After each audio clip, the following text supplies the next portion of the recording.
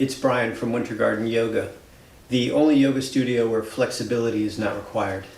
And we're going to use a yoga block and a wall to help you with your triangle pose.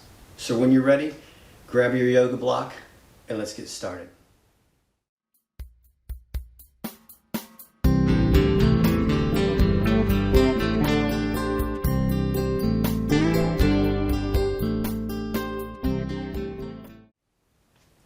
So we're going to grab your yoga block, set it to short, right? So it's not going to be tall, it's not going to be medium, short, and place it right at the baseboard.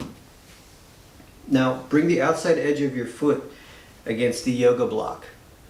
This is going to help you brace and ground your rear leg in triangle.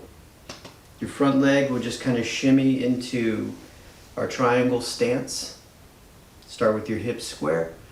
And then, just like we would in any other variation of the triangle, push your hips to the side and get into your best triangle pose.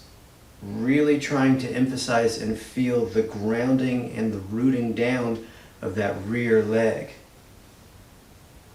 Stay toned, come up to the shape of a T, toe heel your feet together. Now after you've done that with the yoga block, try to replicate the feeling without the yoga block and get a really good, solid, grounded foundation in your rear leg.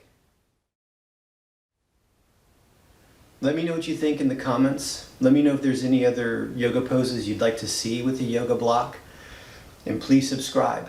I'll shave my beard when we get to 1,000 subscribers. So please subscribe because this thing is driving me nuts. Thanks again, and we'll see you soon.